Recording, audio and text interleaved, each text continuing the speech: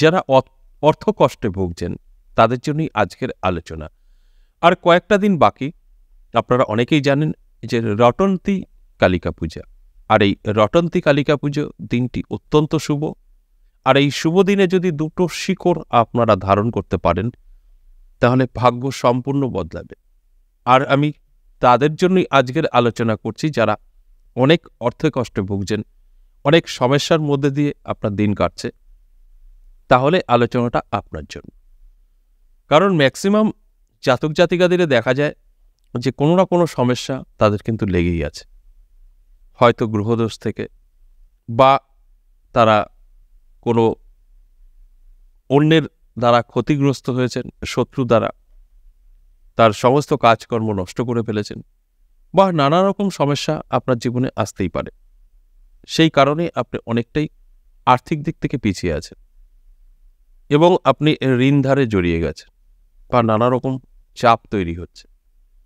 তাহলে এই দিন এই শিকড় দুটো ধারণ করতে পারেন, সম্পূর্ণভাবে আপনার জীবনের পরিবর্তন কিন্তু ঘটবে। আপনার ভাগ্য সম্পূর্ণ বদলে যাবে।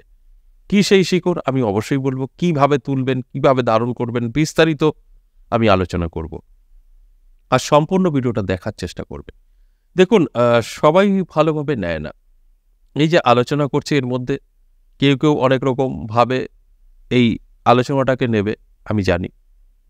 তাই তাদের উদ্দেশ্যে বলছি যে আপনার ভালো তো নিজে করবেনই না, অন্যের ভালোটা আটকানোর চেষ্টা করবেন না। এই আলোচনাগুলো করা হয় একমাত্র আপনাদের ভালোর জন্য।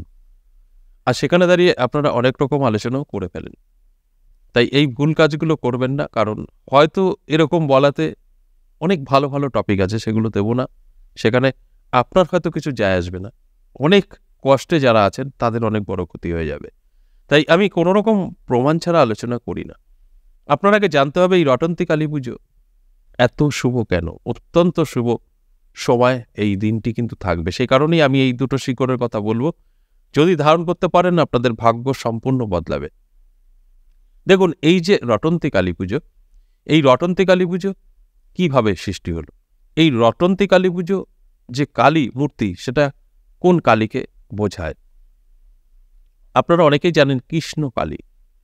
এই কৃষ্ণ কালীকেই কিন্তু বোঝায়।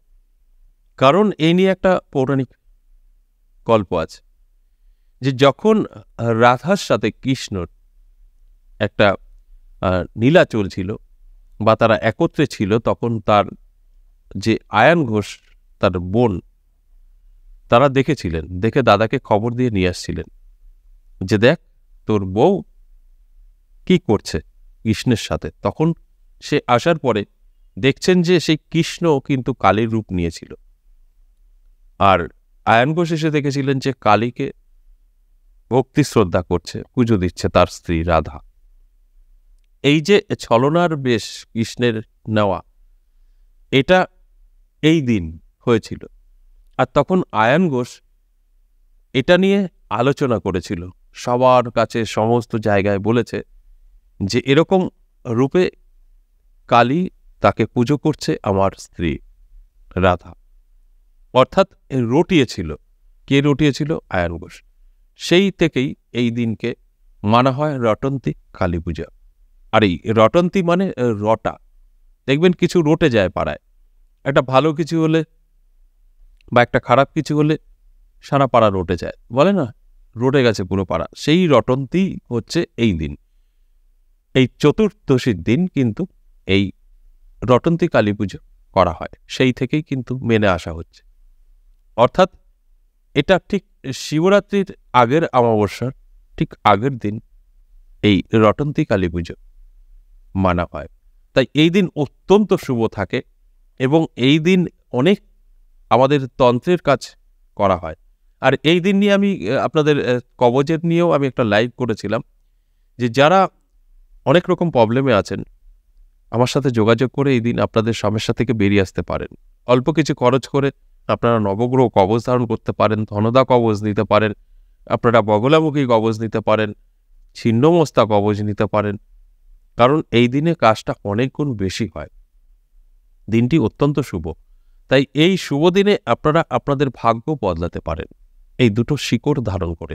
দেখুন, যে দুটো শিকড়ের কথা বলবো, এই দুটো শিকড় আপনারা অবশ্যই ধারণ করুন। যদি আপনার সমস্যা থেকে থাকে, আপনি অনেক অর্থে কষ্টে ভুগছেন বা এসব কিছু নেই, আপনি ভালো আছেন, কিন্তু আপনি অনেক বড় মাপের মানুষ হতে চাইছেন, অর্থাৎ আর্থিক দিক থেকে, তাহলেও আপনি কিন্তু এই কাজটা করতে পারেন। অর্থাৎ প্রত্যেকেই করতে পারেন, ভালো থাকবেন, খারাপ তো থাকবেনই না।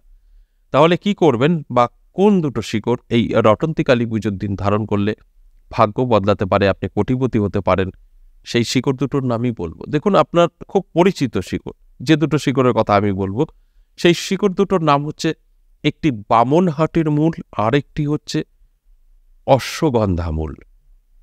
এই বামনহাটির মূল দুটো আপনার হাতের আঙুলের অনামিকা আঙুলের 1 কর করে 2 পিস, আর আপনার অশ্বগন্ধা মূলেরও 2 পিস। আর এই অশ্বগন্ধা মূল এবং এই বামনহাটি মূল নিজে হাতে তুলতে হবে, কেনা থেকে হবে না, নিজের হাতে তুলবেন। যদি মনে হয় যে আমার এলাকায় নেই, তাহলে যেখানে শিকড় বিক্রি হয় সেখান থেকে 2 দিন আগে কিনে নিয়ে আসুন, এনে আপনার বাড়িতে বসিয়ে দিন। তারপর ঠিক শিকড় তোলার আগের দিন এই গাছকে নিমন্ত্রণ করুন যে, এই বৃক্ষ দেবতা, আমি তোমাকে আগামীকাল নেব, আমার যে কাজের জন্য, সেই কাজটা আমার সাকসেস করবা বা সাকসেস করে দেবা, বা আমি যেন সেই কাজে সাকসেস হই, বা যেরকম আপনার মতো করে আপনি বলবেন। তারপরে গাছ তোলার দিন, অর্থাৎ এই দিন সকালে সূর্য ওঠার আগে, এই যেদিন রটন্তী কালী পুজো, অর্থাৎ 8 ফেব্রুয়ারি সকালে সূর্য ওঠার আগে ওই গাছ হাত দিয়ে ধরে টেনে তুলবেন, গাছ তোলার মন্ত্র বলে। আমি আবার বলছি, ধরুন গাছ আপনার আশেপাশে নেই, তাহলে কিনে নিয়ে আসুন, আপনার বাড়িতে বসিয়ে তারপর এই নিয়ম মেনে কাজটা করুন, তাও হবে। তারপর গাছটা তোলার মন্ত্র পড়ে গাছটা তুলতে হবে। মন্ত্র বলতে কিছু না, কয়েকটা কথা, যে সত্যযুগের বৃক্ষ তুমি কলিযুগে জাগো, আমি যে কাজে লাগাবো তুমি সে কাজে লাগো, 3 বার বলবেন, গাছটাকে নাড়া দিয়ে তুলে দেবেন। তারপর ওটা কি করবেন, কাঁচা দুধ দিয়ে ধুয়ে ফেলবেন। ধুয়ে একদম মূল থেকে আপনার অনামিকা আঙুলের 2 কর কাটবেন এই বামনহাটির মূল, এবং কাটবেন অশ্বগন্ধার মূল। তারপর এই 4টে শিকড়কে অবশ্যই একত্র করে বাঁধবেন। বেঁধে নিয়ে অবশ্যই বামনহাটির মূলটা হলুদ সুতো দিয়ে বাঁধার চেষ্টা করবেন, তাহলে অনেকটাই ভালো হয়। আর ওটা কালো সুতো দিয়ে, অশ্বগন্ধা কালো সুতো দিয়ে বাঁধবেন। যদি কোনো এরকম কালার না থাকে, তাহলে আপনি লাল সুতো দিয়েই বেঁধে নিতে পারেন। তবে চেষ্টা করবেন এই হলুদ সুতো দিয়ে, আর ওটা কালো সুতো দিয়ে বা নীল নেভি ব্লু সুতো দিয়ে বাঁধতে। তারপরে এই শিকড়গুলো কি করবেন, বেঁধে রেডি করে নিয়ে অবশ্যই কোনো প্রতিষ্ঠিত মন্দিরে, কালী মন্দির হতে পারে, খুব ভালো হয়, যেখানে শিবলিঙ্গ আছে এবং কালী ঠাকুর আছে, সেখানে গিয়ে মা কালীর পায়ে ছুঁয়ে, এটা আপনার ভোরে করতে হবে না, এটা আপনি পরেই করুন, তোলাটা ভোরবেলা, মানে সূর্য ওঠার আগে।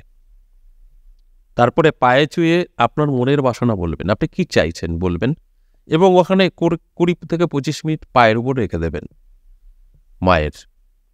তারপর ওটা তুলে নিয়ে বাবা ভোলেনাথের মাথায় ঠেকিয়ে আপনার মনের কথা বলে ধারণ করুন। আর পিছনে তাকাতে হবে না, ভাগ্য কিন্তু আপনার বদলাবে। এই রটন্তী কালী পুজো এতটাই মাহাত্ম্য, এই দিন এতটাই শুভ থাকে যে তন্ত্রের কাজে কখনোই বিফলে যায় না, সাকসেস আসেই। আমরা বহুবার পরীক্ষা করে দেখেছি, বহু কাজ কিন্তু সাকসেস হয়। আশা করি বুঝতে পেরেছেন। আজ এ পর্যন্তই, আবারও আসবো নেক্সট ভিডিও নিয়ে, ততক্ষণ ভালো থাকুন, নমস্কার।